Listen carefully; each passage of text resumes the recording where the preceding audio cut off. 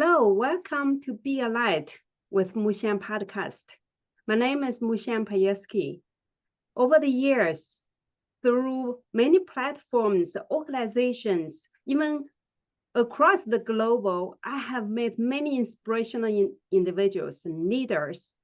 Today, particularly, I have invited a special guest from quite near location-wise and also in workspace. That is our Chief Marketing Officer, Steven Handmaker. It's a great privilege to have his support to be on this show. So, Steven, welcome. Well, it is absolutely my pleasure, and thanks for inviting me.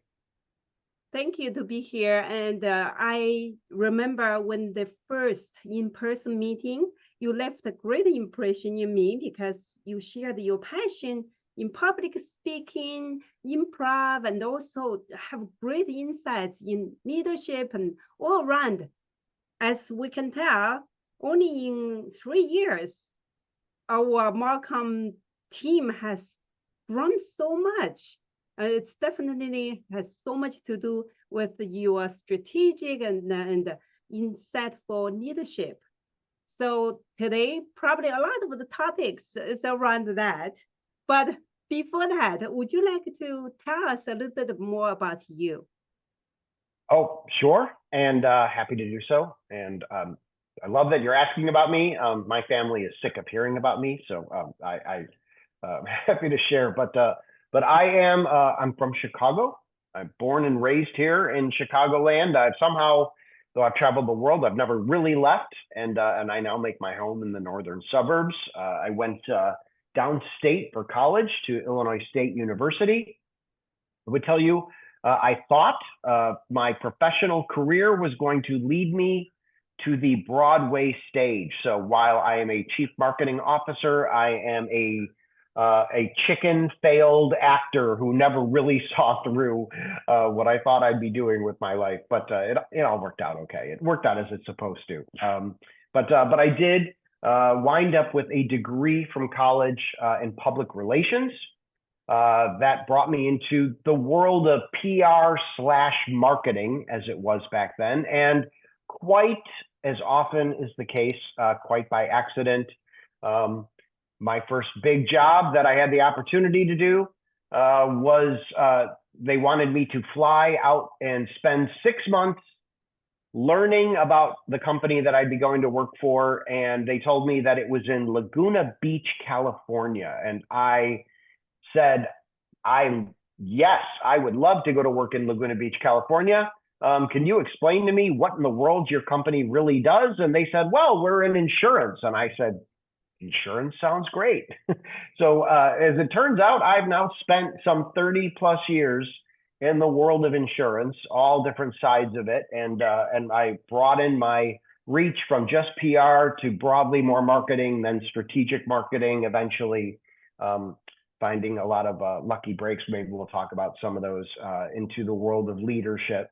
And it's been quite the journey, and I've loved truly every bit of it. So it's been very exciting. And now I have this role here as Chief Marketing Officer of a great organization in Marsh McLennan Agency.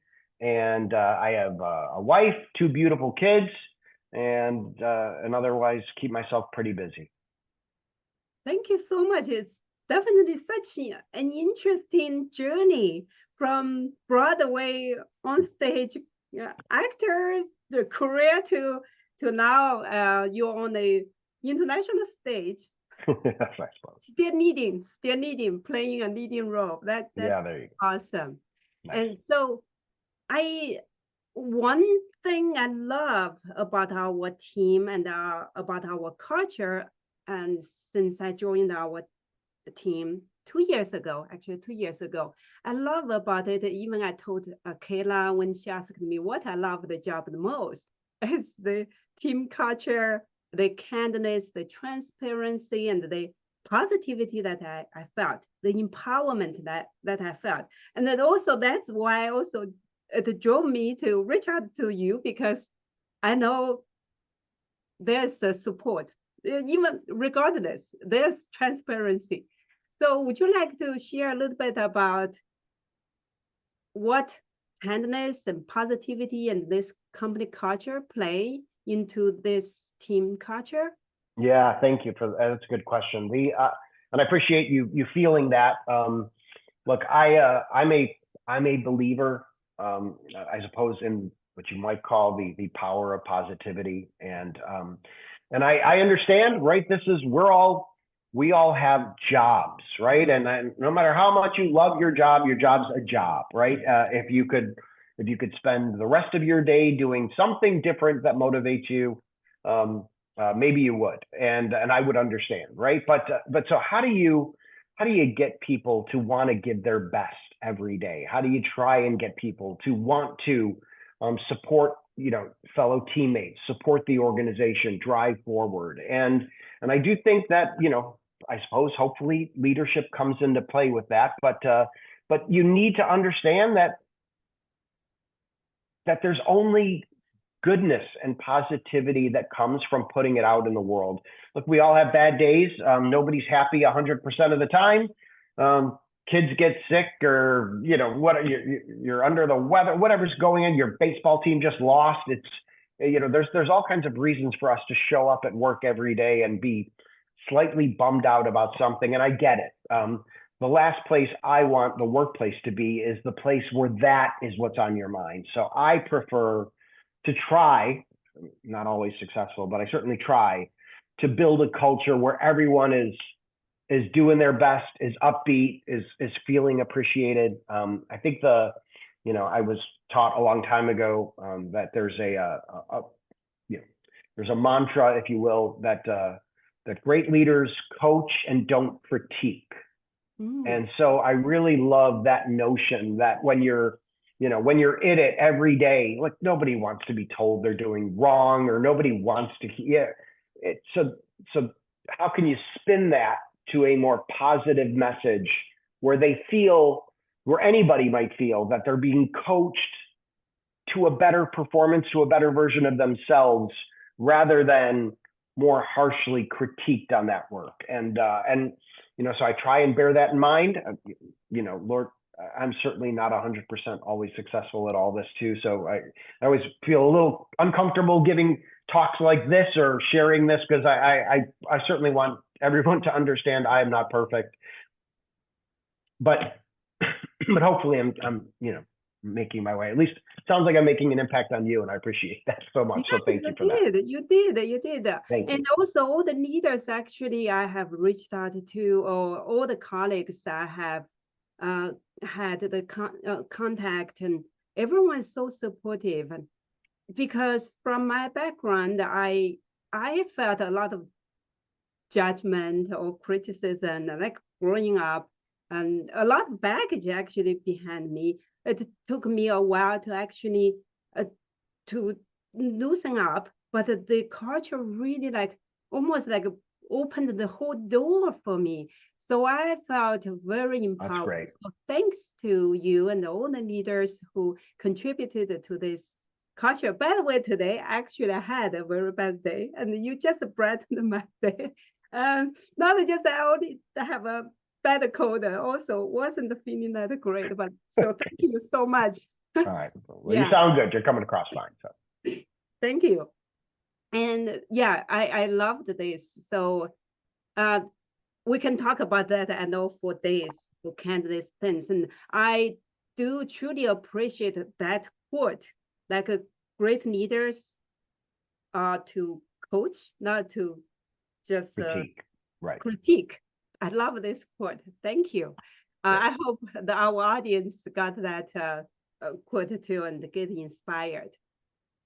So for leadership, since you have been in leadership for so long, and I did mention that today, I'm going to bring a lot of leadership questions. So what are the key lessons, other than being kind and being open, or what are other key lessons you can think of that you learned for them? Okay. Boy, so one of the things that comes to mind when you bring that up is, that when you're leading a group Mhm. such as ours, and when we have a nice, big, large organization, you're dealing with people from different backgrounds. You're dealing with people from different generations, from Mhm. different cultures, from different cities across, in our case, North America, but across, oftentimes people across the globe, as we sometimes do. And I think there's so much written, especially nowadays, about, oh, if you're going to talk to Gen Z, you've got to deal this way. And if you're going to talk to Gen X, you deal this way. And you could parse everything so we're almost like you don't know how to deal, how to communicate. And I get it. There are vast differences in all of us and our experiences. But the big leadership lesson that I've always focused on, and Michelle, I'll give you maybe call this my first Bruce Springsteen quote. But there was a song, there is a song called "The Ties That Bind." And when I think about leadership and I think about inspiring or trying to, motivate a team, I prefer, rather than thinking about all that separates us from where we live and what our backgrounds are and what age bracket we fall into, I believe that there's still a certain element of human truths that bind us, that are the ties that bind. And maybe this goes straight back to, if you studied in school and learned about Maslow's hierarchy of needs, there are certain things that, forget age, forget demographic, that I think are true. And they're things like everybody values recognition, right? And sometimes people value it big and externally, and sometimes some people just want and more appreciate a personal bit of recognition and are embarrassed by the big stuff. But everyone values recognition. Everyone wants to be associated with a winner. Yeah. Everyone likes that, right? Everyone craves respect. Everyone, wants to continue their own learning path.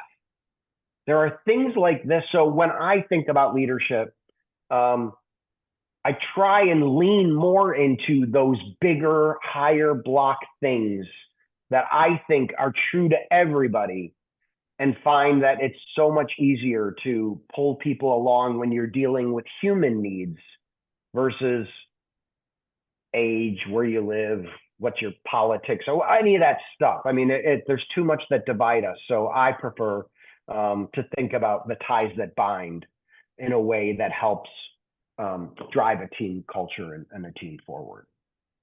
Yeah, I do see that reflected on our team, including the four excellent leaders in our team, and then all the people who are in different age groups and different culture background. And I love the diversity, and so true.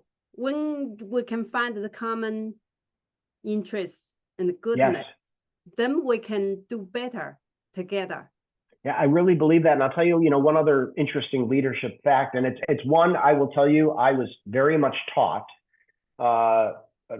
among the many, many great leadership lessons. I've been truly, truly blessed to have been in organizations where my boss, our leader, has shown me, a number of them have taught me I've stolen everything from them, right? They've taught me tremendous lessons. One of them, and you mentioned my four great direct reports, as we call it, my four marketing leaders that work with me in our organization.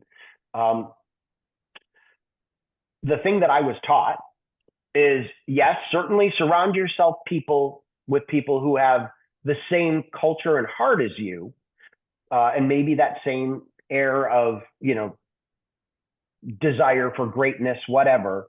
But also surround yourself with people who don't have your identical skill set.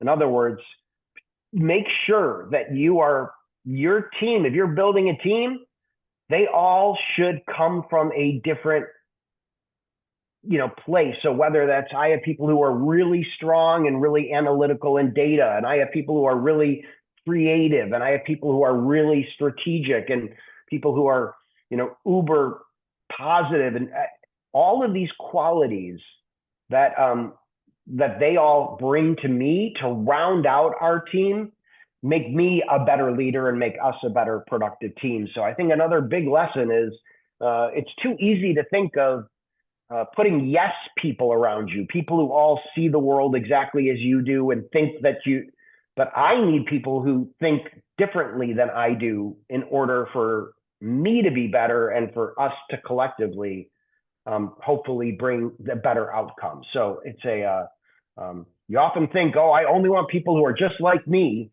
and that's who I need. And I think it's the opposite. I need more people who maybe are, who maybe share my values, but are not like me in their skill sets in order to make me a better leader. Yeah, I think that's one of the secrets that made you a great leader, and definitely your leadership is very effective, and I love that, and it's very strategic, right? to everyone have different talents, and Yes. the biggest part is that you recognize this, like everyone's different perspectives add up together can make much better results. Yep. Yeah, I love that. And that's also about inclusion, about Absolutely. empowerment. Yeah. Absolutely.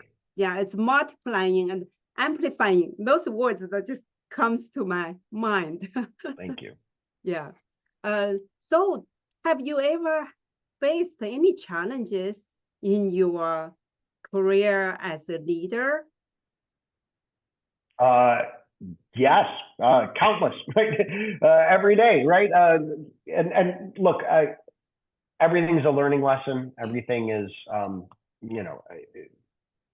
that's the way it goes, right? This is hopefully what, there is no perfection. Everyone knows, I prefer to spend more time talking with you about all my failures, because it's what builds. But I had one example maybe that pops to mind. Let me share this with you. That early in my career, early on, I was a proposal writer. So I said I did public relations. I was a good writer, and I joined this marketing department. They said, "Oh, you can write you're a great writer, so we'll use you, and you'll answer some of these big company proposals that we get into." And I said, "I'm happy to do so." And there was one particular project, a very long story short, where I did the writing early on, and then I was kind of out of it. And at the very end of this whole project, they called me up and said, "We have a problem, and we would love your help." And I said, "What can I do?" And they said, "Well, our proposals have to be delivered to Atlanta by 9 o'clock tomorrow morning, and the people that were supposed to help us out can't. They have to be delivered in person." I should mention this was kind of pre-email days, okay? And because it was a state contract, a government contract, they had to be there by 9 a.m. or they're not accepted. It was a very formal process. And I said, "So what can I do?" And they said, "Well, would you be willing to let us send you with 3 giant boxes of proposals, and will you fly down to Atlanta and deliver them? We're short-staffed. We can't make it." I'm happy. Sure. And they said, "We'll handle your flight. You'll get to the airport. We'll give you the box." So off I went, young me, saying, "Tell me what I can do." I didn't have a change of clothes. They just said, "Just go to the airport. It's fine." So I went, and it became a disaster. The plane was delayed. The hotel I was staying at was further away than they thought. The guy was supposed to drive me didn't show up until it was an hour. Everything that could go wrong went wrong. And I showed up to deliver these proposals in a suit that I'd been wearing for 2 days, sweating like profusely. And I showed up 20 minutes late. And they, in fact, told me, "Thank you, but no thank you. We will not accept those." Oh. So I'm standing feeling as though I failed. My career's over. I'm going to be fired. Yeah. Oh my God. I don't know what to do. And I was miserable. And when I say we didn't have cell phone. I wasn't, I didn't have a cell phone in my pocket. So I was mortified. So I walked my way over to a payphone. For those of you who are, there were things called payphones. But I walked my way over and I called my boss. I called the leader. And what I said to him was, I said, I don't know how to tell you this, but it's a long story. And this happened, that happened, this happened. Bottom line, all this work that everyone put in, they won't accept our proposal and we're not going to get this business. And he showed me such a moment of kindness in that real-time moment. He said, listen, go have a drink, take a deep breath. This is not your fault. None of this should have happened this way. There were a million decisions and things that went. You were just the last person holding the bag. And don't worry, it's my fault. It's a systematic problem. I don't want you to feel bad.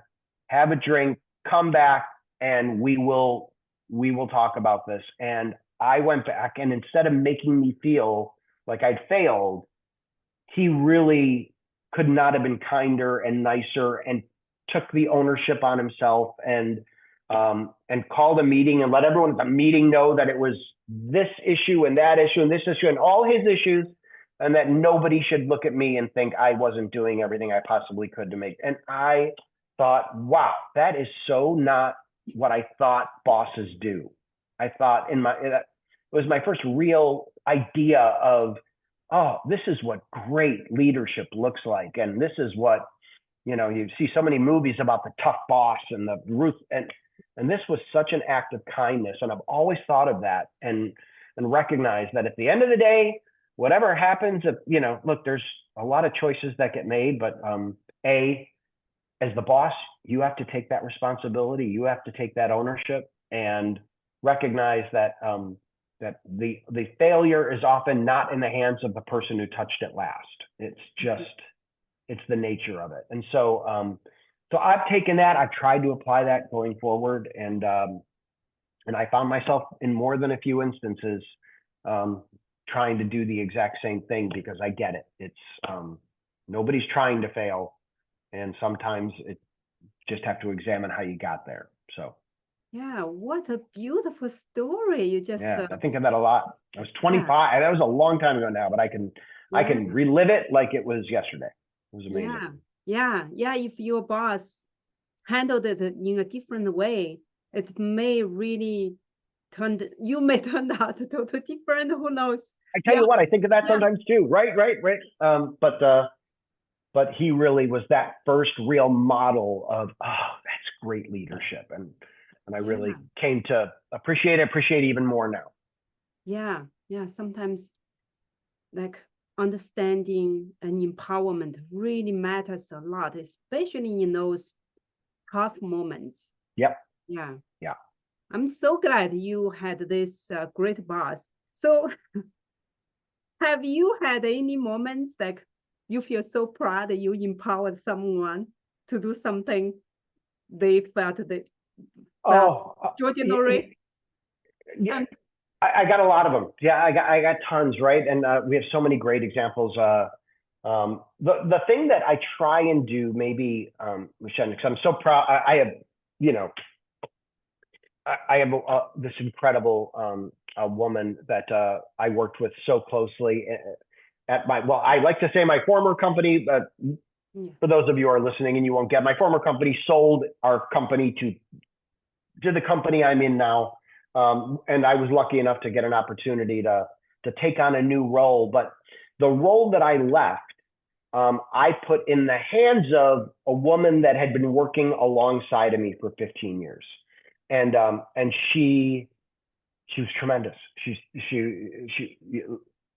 saved my life on a million occasions. And this is somebody who really came to me with one very specific job. She was an incredible events person, but as my partner really began to learn more about marketing structure and marketing organization and direct marketing and creative marketing, and by her own tenacity, really became a tremendous marketing leader.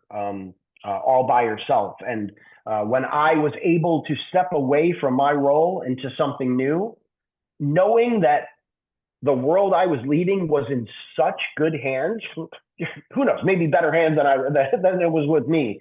I'm so proud, like it was just incredibly proud of her that she was able to rise to that level, and she did it. It was, if I had any help or luck along the way, that's great. But she really, she's something, and I appreciate that. And I think the thing about her, the thing about many of the people that we connect with is, look, as a leader, the one thing I know is that I don't have all the answers. I never, I need other people's ideas. I need other people's perspectives. We talked about that. And more importantly, if I tell everyone what to do exactly, yes, maybe they'll inspired and maybe they could do a great job with it. But I've often found that when you ask people what they want to do and how they want to contribute, and you give them the runway to run with it and do that, they are more empowered and they have more ownership of those ideas and that execution. And so, a lot of times, fairly enough, I try and give out credit, but I might get credit for, oh, this was amazing and that's great. That's great. And I think, you know what, it is, but just so you know, that was all them and that's all them. And that's when it's great, when people really can own the idea and then the follow through on it. I think that makes for a great dynamic. Wow, that's amazing. I'm sure the leader from that office, yeah, is very appreciative, and I haven't gotten the opportunity to work so closely with you, but I already felt the empowerment from your attitude of being so humble. To be honest, that's really, really already opened the door for many people to grow, to be able to share their minds and thoughts. And this that's nice of you to say. Way, like, empower people to do the best that they can. I just love this approach. Great. Yeah. So you are definitely the expert in this marketing. So for marketing professionals, if they want to grow into leadership, what do you think they need to equip? What do you think they should have? Yeah, well, I suppose the number one thing that I put out there is curiosity. Is what's the secret ingredient, right? Is be curious.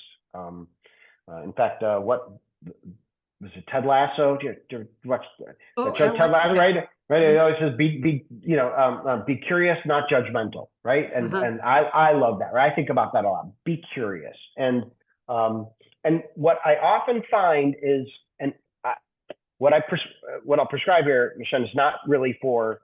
I get it. Everyone has a different desire of what they want out of a marketing career. And look, there's a lot of good, and there's nothing wrong with the people who would tell you, I want to do a great job, but I also, maybe I don't want to be the CMO, right? I don't want, it's too much. I get it. Not everyone needs to rise to the top of the department to feel they've been successful. And you need people of all different types. But what I think is, when you have people who are curious, what you most need to know is that the reality of the world is that your 9 to 5 or whatever those jobs are nowadays, you're not going to get everywhere you want to go during those hours. You're just not. It takes the extra effort. And that extra effort might be to continue your education outside of your workplace. If you can learn in your workplace, all the better, but you're only still going to learn so much. You need a broader perspective that a continuing education can provide you, a broader perspective that joining and getting involved in outside associations can provide you, a broader perspective in reading and nurturing the latest and greatest on both the industry and on the marketing profession. You need to be a curious student in order to really be the best version of who you can be as a marketing professional. I can tell you, I graduated college in 1993. The world has changed a little bit, right? If my learning stopped in 93, I'm nowhere. So you've got to, and it could be different for everyone. It doesn't have to be school. It could be this, it could be that. It could be a little seminar here or a seminar there. Whatever that is, if you're that kind of person who wants to better yourself and dedicate yourself and realize that you might have to give up a little of your personal time, but it'll pay you back in your career development, that's how you win. Now, I get it. That might not be perfect for everyone, but my experience, those people who do those things and find their way through are more likely the kind of people that I find in seats like mine. So you have to keep going. It's not enough to graduate from a good school and get a good job. That's the beginning. That's just the beginning. Yeah. Being curious is. Be curious. Yeah, be curious. Yeah. You talked about you get involved in the outside of communities and things. I'm aware through your posts on LinkedIn, and I know that I am also involved in Toastmasters or many other nonprofit organizations. I don't know if you're aware, but I'm aware you are in like the Jewish community, right? Would you talk a little bit about the community involvement and how much impact? That's nice. Yeah. That's funny. So I'm currently the president of the board for a big nonprofit organization here in Chicagoland that helps members of the Jewish community who have fallen on hard times and need a path back to getting their life right. And look, I got involved with this organization. I first as a volunteer, as a way my wife and I brought our kids to an event to try and model some good behavior as parents and to try and make them appreciate that we get it. We're lucky and fortunate in our standing in life and our health. And so we have found a couple organizations. This one is the one I've been passionate about. It's called the ARC. And once I did that, and then it was, hey, my career's been great. My family's been great. I got a lot to be thankful for. And I really did a bit of a personal self-examination about, I really, it's easy to write a check, I would say, but it's what you often find is many of these organizations, they need hands. They need people who are willing to get involved. And so I was really fortunate to align with them and to have served on their board for 7 years. I've been the president. I have a 2-year term as president, so I'm entering my 2nd year. And believe me when I tell you, it is time spent. It's another thing to do, but I get it's a win for me. It's a personal win, not just for my heart. It's a personal win for my family. It's a personal win just to show that there's needs out there and people who can raise people up, owe it to themselves, owe it to their community, owe it to whatever you believe in, to try and do what you can. So I have the means and the resources to do so, and it's been a tremendous endeavor. I've loved every bit of it, and I've been so proud of the work that goes on a daily basis.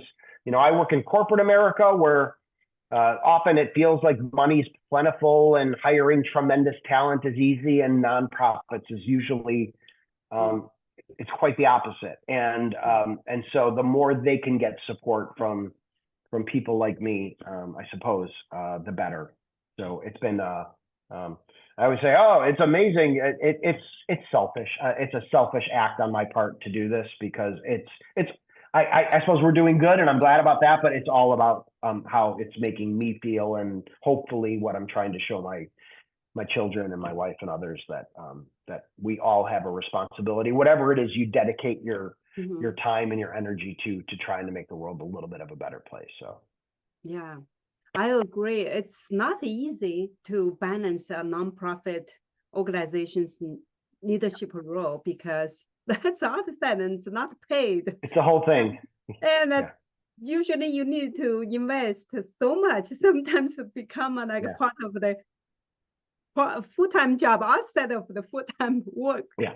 Yeah. Luckily, I don't sleep much, so so there's time. Yeah, but this is definitely takes your dedication and commitment and passion to do something uh, good for others. It's not really for your own benefit. Of course, we gain something, gain leadership, Mhm. gain fulfillment. But overall, this is a great way to pay back Yeah. and to contribute to the society overall.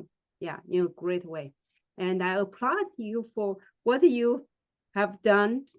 I'm sure your community people are very grateful for what you have done Thank you. and keep inspiring us. And you talked about your family. You obviously you are the role model of your children, and also you are very close to family. You brought up many times about traveling and going to concerts, and you definitely lead a very interesting life with your family. Would you like to share a little bit more about your family and also your interests? Well, you named it. I mean, right. Again, we're lucky. We have two healthy kids, and and and they're active and they're busy and they're kind and they're good individuals, and we're fortunate in that regard.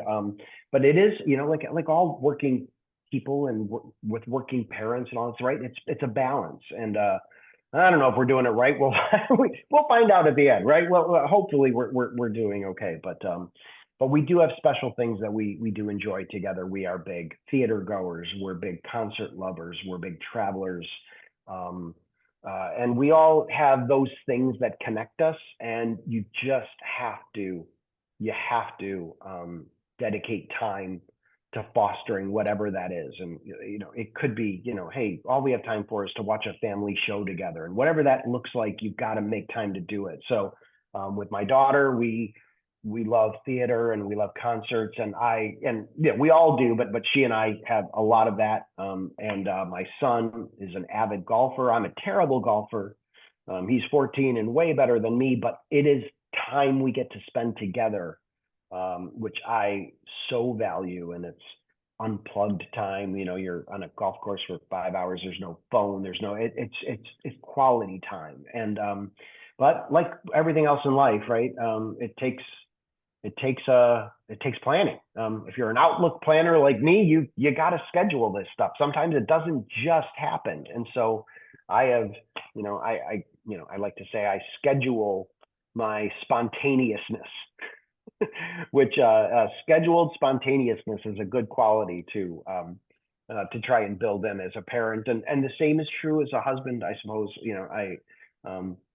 As much as we love our time together as a family, I also recognize that my wife and I need those date nights and weekends away and things like that to try and make sure we stay connected, because we live such busy lives. So none of this is easy. It's hard.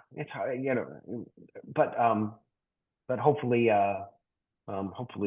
so long as your end game is the same, you figure out how to get there. And so I've been very lucky and I'm very fortunate. So.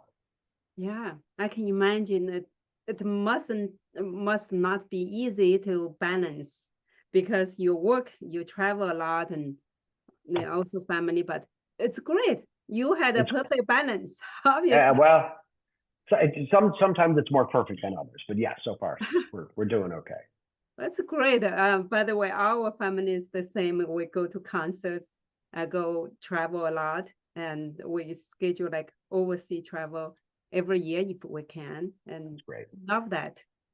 We just my daughter though, we took her to a music festival, but it's more like rock music festival, and she experienced that. She didn't like it, so we thought it's totally fine. It's good to Yeah. That's okay. get exposed. Yeah. Right. Yeah. So yeah. That's amazing. So it's close to the end of our conversation. Is there any like guiding advice or like parting words you would like to share with our audience? And I loved everything that you shared so far. No, so look, parting advice. Look, I have a personal mantra, right? So it's mine, Okay. maybe. So this will be my second Bruce Springsteen reference for you, and right, I'm going to Springsteen, write right, that. as you could tell, right? I'm a music fan. Springsteen's my guy. Yeah. But Bruce Springsteen, for years in concert, before he would sing "Born to Run," his big penultimate song, right at the end of every show, right? Here comes the big song, and for years he would introduce the song, and he would say, "Nobody wins unless everybody wins." And I will tell you, nobody wins unless everybody wins is very much colored my viewpoint on life, on business, on humanity, on politics, on all that stuff. I always come back to that concept ideal. And I suppose maybe there's a heart of that notion, and maybe some of what we've talked about here, and some of how I think about our marketing team and our department and our company. But it's broader than that. And I really do feel that, that it's not good enough for one person to get ahead. When there are others struggling, when there are others who need help, when every boat needs to be lifted, that's the way to real success and real happiness. And it's an ideal that I realize is a hard reach, and maybe a little foolhardy, or whatever the word might be, to wish for, but it is what I think about, so I've kind of made it that's been the heart of what I like to think about, and I'm trying. What can I tell you? Can I share how excited I feel when I heard this mantra? It just resonates with me so much, and I couldn't tell what drives me to see the world. But this is just a great way to put into one sentence. Sometimes I may compromise to make a peace, but overall it's because I would love that is nobody wins until everybody wins. Yeah. And no matter from my family, many people I don't know, you probably don't know, I'm in a blended family, but I'm very close to my husband's ex-wife's family. People don't really understand that very much, but that actually basically tells it, because we're that's it. I think that's a perfect example. That's a perfect example, right? Example. Yeah, and also, I believe that. If everyone have this mindset, there wouldn't be any wars or terrible fights or hurting things. But Right. of course, have arguments, but no intentional hurtful things. That's right. Would be just peace and kindness. That just relates to the theme of my podcast so well. Thank you so much for sharing. Oh, I'm glad, and I appreciate the conversation. This was a great conversation. I'm so happy to chat about this. So, but also, I like to say, I'm bored talking about me, so I'm glad we did this once, and you get to hear all about me, and then I'll be more excited to hear other people. So I'll be actively watching and listening to your future episodes, so I can stop thinking about me. But thank you for thank you so much. Yeah, appreciate your insights and to be here. Yeah, talking about you. Obviously, yeah, I definitely wanted to learn more about you, and you are someone who is in real life, who made a great impact on me personally and also on our team. And I appreciate that you take your time to share your insights, your stories, and also your interest in your quotes, which are very inspiring. And thank you so much. Not at all. Thank you. Yeah. I appreciate it. Great. Thank you, Steven. See you around. All right, you got it.